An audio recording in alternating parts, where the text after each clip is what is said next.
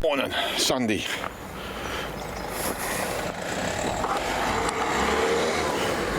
And my quest today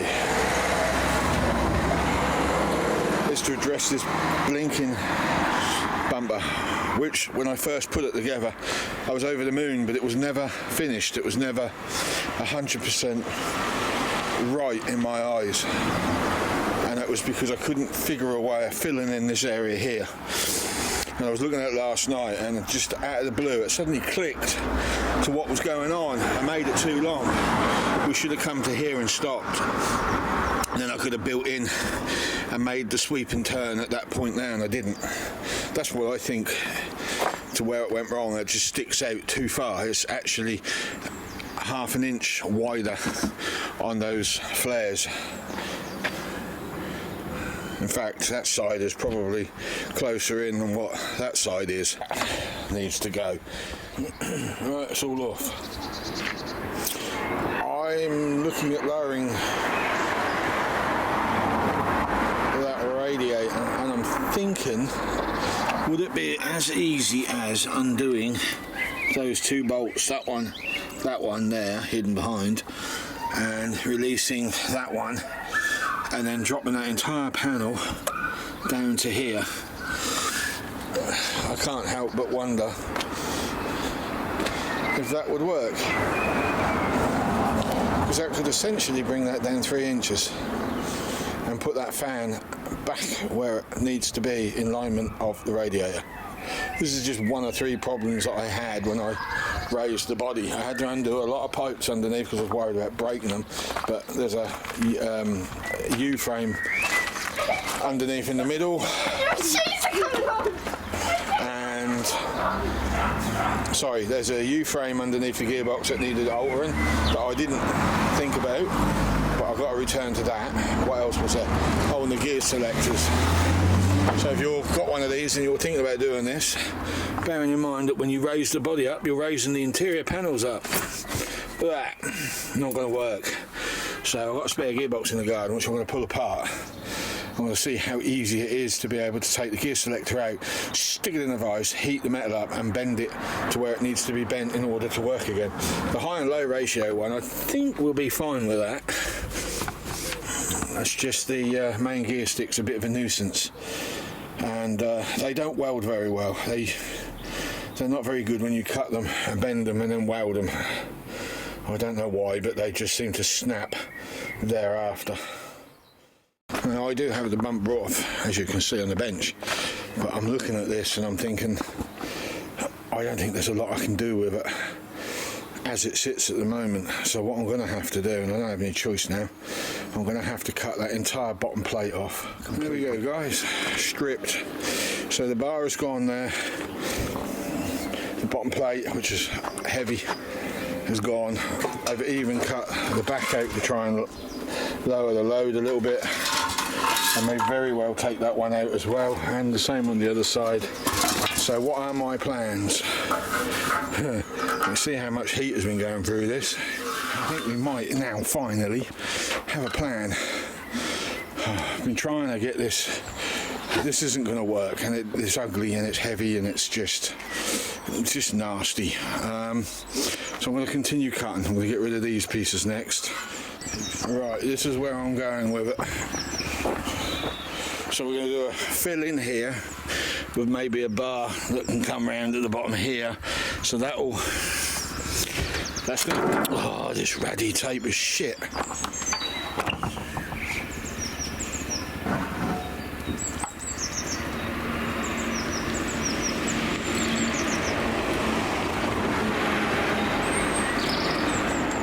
Tuesday.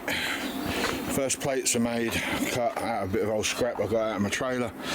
They're going to go over the chassis to replace those, basically, because they're not in the best of condition. That one thought I had on that was to cut those off and maybe weld them over the top to add a bit of thickness to the metal, and to give me the exact point of where they will align on the car, especially when they've got an indent on them because of the way the chassis is shaped, whereas when I bolt them on, they're going to semi-crush because there will be no spacer as such. Finally, something that's going right. I've been having nothing but nightmares with this over the past week. So there's the first two brackets laid in position and ready for their substructure to house the winch. So now I have to make my mind up. Do I go under? Do I go over? I'm probably going to go over and go from there. There we go, so far.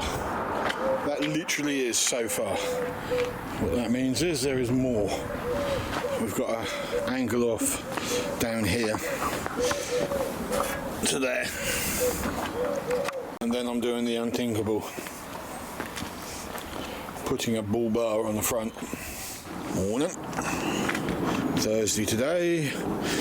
And I think the only thing I can do on that bull bar now is fit the lights and the fill-ins down the bottom and the fair lead, and then I'm going to call this bumper. In fact, the fair lead could even be done round about when I take the bumper off.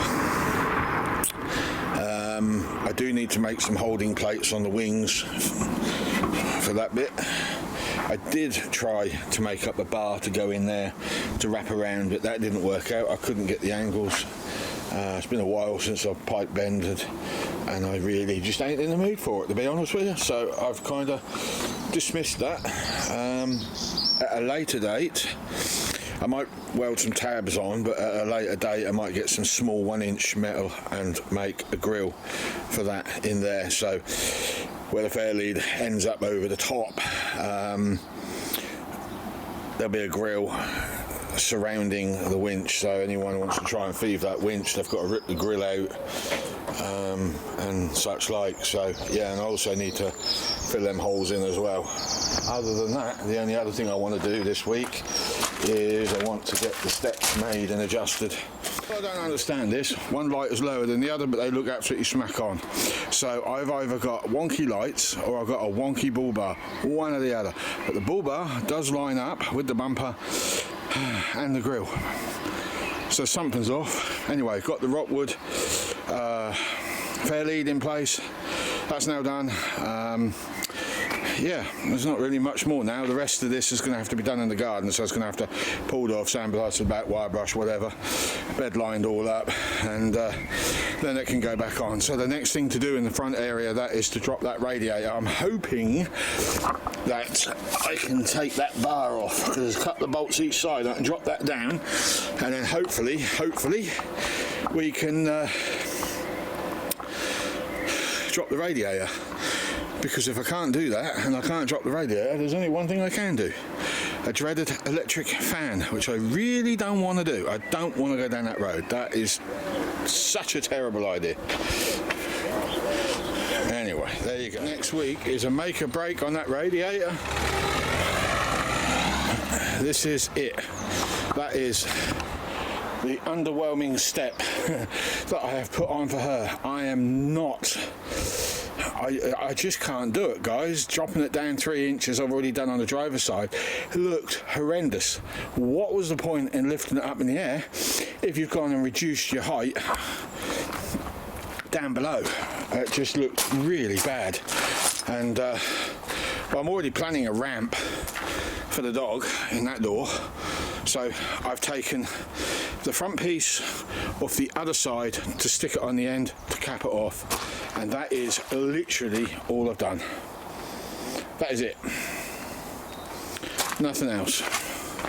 Actually, don't think I put that on properly because it's a bit slopey for some weird reason, but it could be that plate. I don't know. But yeah, I think I've got the plates the wrong way round.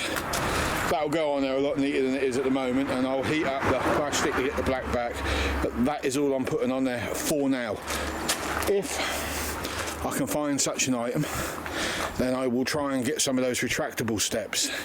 They are so expensive, but I have found I mean, some seller on eBay was selling one of those minibus retractable steps, and they had posted the mechanical breakdown of how they worked.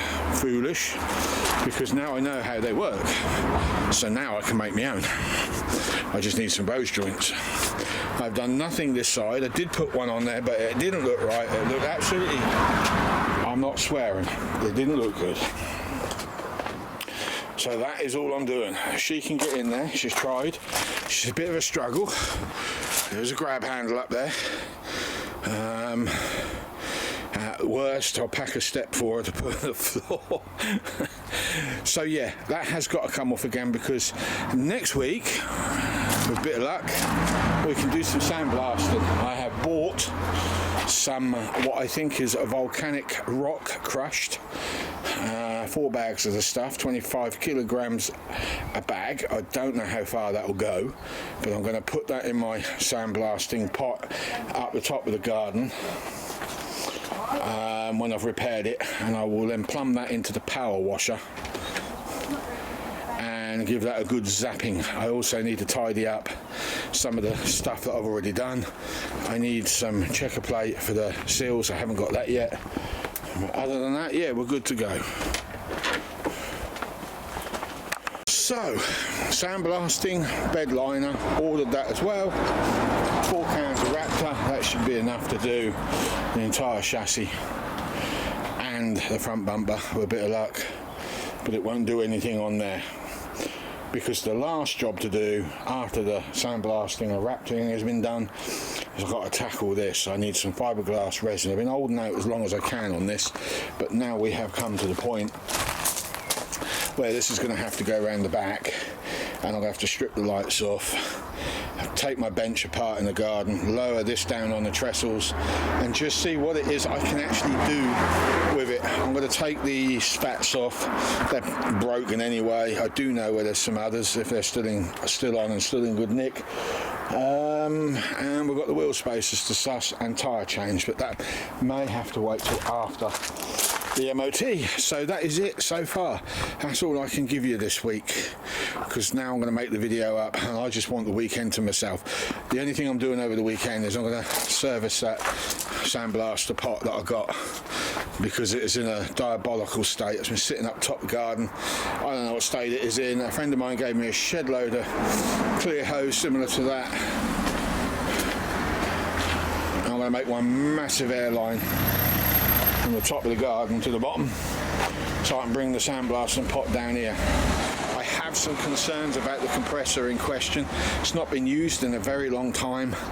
It had water in it last time I used it. I couldn't get the water out because the tap was all blocked with crud. I am expecting a loud bang from that at some point over the weekend. I shouldn't use it, but I ain't got no choice. I need it. It's the only one that's got the power to push the sand. So with that in mind, I think we will now close this video. I've got the bump stops to repair as well at some point. I'll get on with that as soon as I possibly can. So yeah, I hope you like what I've done. If you don't, there's not a lot I can do about it.